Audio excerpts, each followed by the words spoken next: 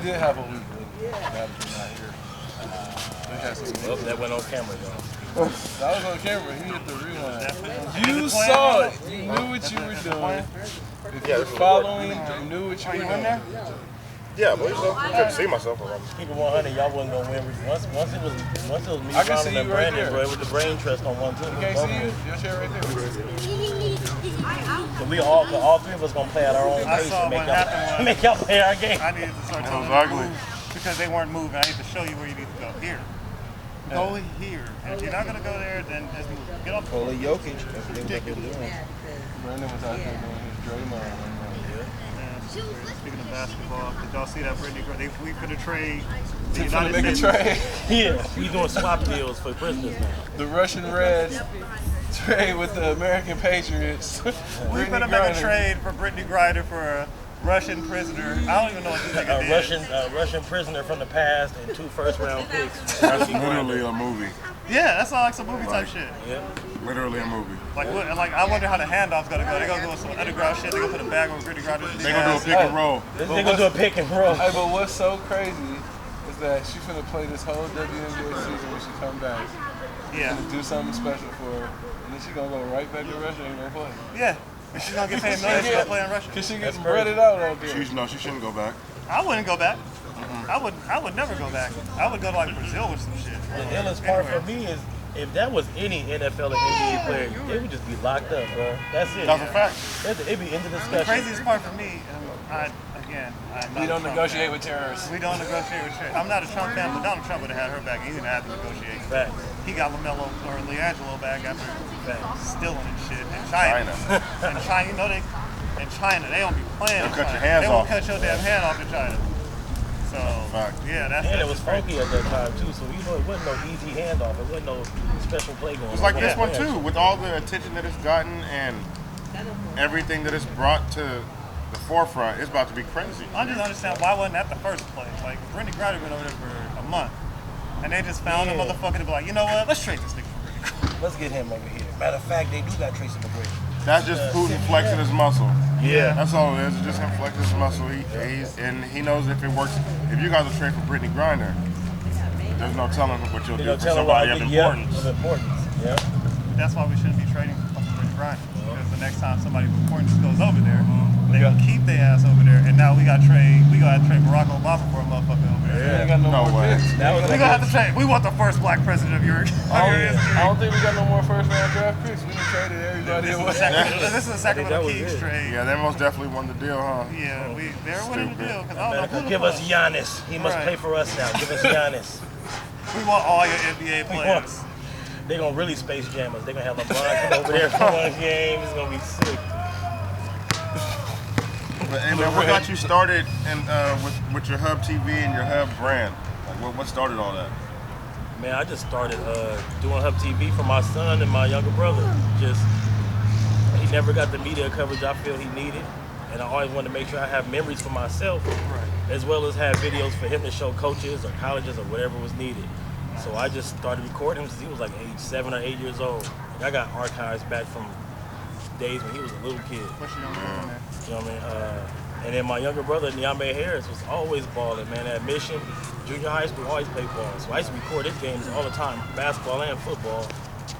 And then once my son got older, I started recording him in high school a whole lot more. And it just turned to another level where other kids was asking for mixtapes because lucky enough, my son was a good player and so was my little brother was a good player. So other kids wanted mixtapes and it just kept going. And I started seeing other kids wearing like goggle fam and headband fam. So I was like, I need to start the Hub family so they can have something they can claim out here. Have something they can represent, make them feel like superstars. So I just started making my own clothes and doing my own branding for my own stuff. Shout out to Hub. I mean, any players that wanted mixtapes, wanted videos, or just wanted to get some coverage, I was there for them to do it and just keep it rolling because they need it. You know what I mean? Some of these media type be biased out here. I'm just gonna be honest. They be chasing superstar kids that already got 50 cameras on the sideline. But what about the player who ain't got no cameras on the sideline? Exactly. Like, look how that makes him feel, make him feel special. So help him out and give him some coverage. A lot of these kids that got all the 50,000 cameras on the sideline don't even do nothing with the videos you give them.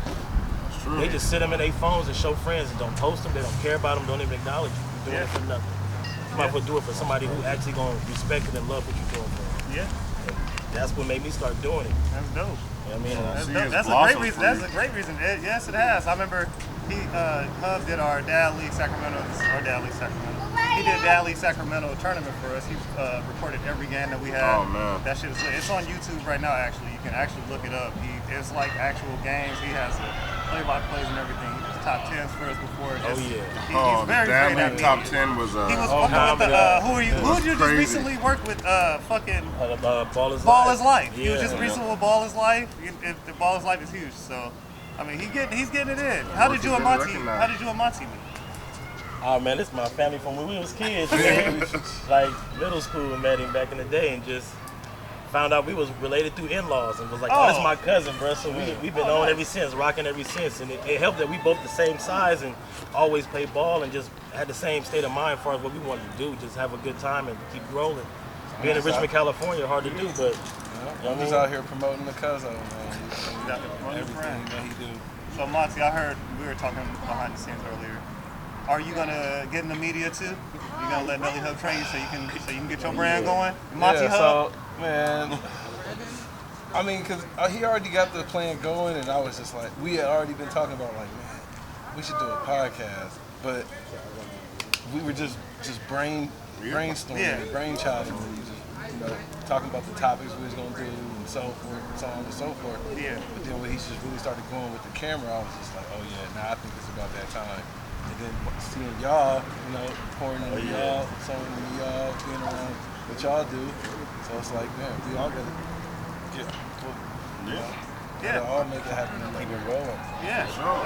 That's lit. And you said too, you do have something going for basketball for kids, don't you? Yeah, I just came up with the name. It's Put Me In Coach Training. Okay. Yeah, find me on Instagram, Put Me In Coach Training, man. We out there. I don't want the AAU superstar type. Like he said, we're not looking out for them kids. We looking at the the kid at the end of the bench. The one want to put that work in. Yeah, the one who parents walking up to you like my baby's not aggressive. He's not doing so and so. I want those kids. I want them to learn, get the basic fundamentals of the game, and get them going. Get them off the bench. Put me in the game, coach. You feel me? Get me out there. I've been riding the bench for how long? I want those kids. The overlooked ones. Yeah. So I was willing to work to get to that spotlight of those other kids. Them the ones that's gonna want to work. Exactly. When you get a superstar kid, them motherfuckers they're like, I'm a superstar already. Why I gotta listen to you? Right. I'm already here. There's so many coaches. And they're not willing to put the work in. There's so many coaches and parents and kids already basically kissing their ass already. Yeah.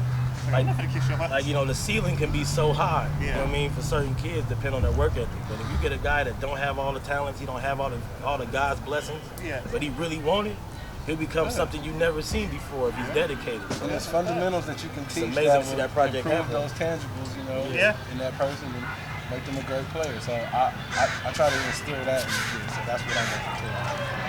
So that's going to be my niche training, per se. I'm trying to get that, started as well. How was life growing up in Richmond? Like, how was it everyday life? How was the basketball scene? How was it in school? Like, how was it? We grew up in Sacramento. I mean, and we talked about this too when Dad Lee first started. It was similar to y'all's, and knowing you guys and what you guys do and how y'all play and interact with each other, it was the same way, and that's how we were. Like, we had a certain community center we all played at. We had a certain ballpark that we all played at. We know this person from this other side of the neighborhood only through basketball, but we'll probably see them in a neutral area somewhere. Like maybe they was in a different gang, a different set, you feel me? It might be all bad, you feel me?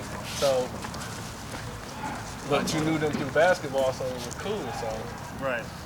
That, it was the same way out there. We was just trying to stay out the way, because I mean, no matter where you were, you had obstacles. Just even going to the store, you was running through somebody trying to get you to do this, or your friends trying to bully you, neighborhood beef, whatever, just to go get some bread. So, I mean, it's the same experience. We just try to stay close knit, and do the positive stuff, like, rise above it all, try to give back when we can, if we can. That's always good too. Like it's always good to see black men. Doesn't matter what age, range, always looking to do positive things because we already got a narrative painted against us, and And the more we are always doing positive things. We are always glad to hook up with more people to do positive things. That's why we were waiting for you guys because it's actually, you know, we've been waiting for this for a while. We were going to do a season 1, but you know, it got a little hectic season 1. We had season 1 it got crazy at the end.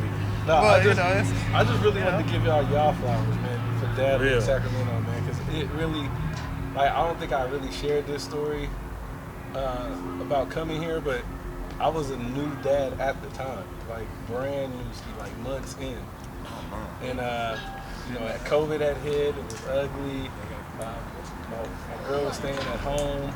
I was working. She was a little leery of me coming home, you know. So I was kind of staying away from them, and it was killing me. Like, and she would leave on the weekends to go to her mom's, and I'd be at the house by myself. Right. So when Dad League Sacramento basketball popped up, I was just like, Dad and his basketball, 2 things I love right now. Yep. This can't be real. I was like, this is an ad on Facebook. This can't be real. Right.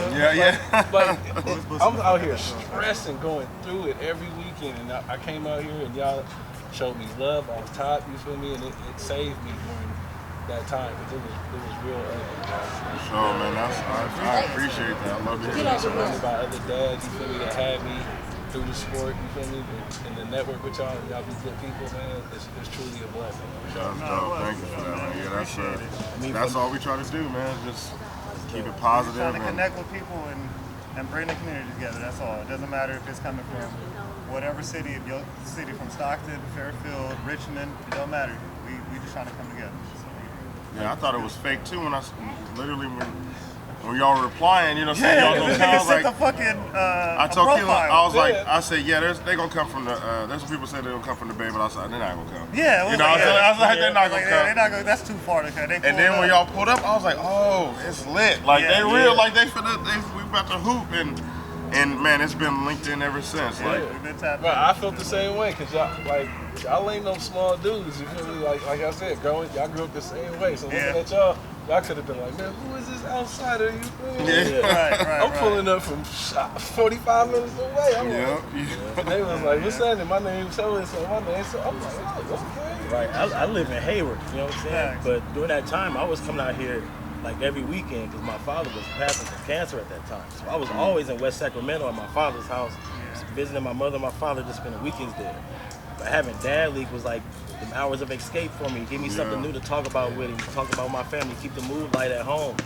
So that was like a real pillar in that summer for me, and that was great for me. Like my dad passed September 12th in 2020. You know what I mean? But I was like, I gotta keep coming. The vibe was great, man. I gotta keep coming. I'm like, then these dudes is funny. They goofy like me. I like to have a good time. I like laughing. You know what I'm saying? I'm roasting Keelan by being a Niner fan every chance I get, bro.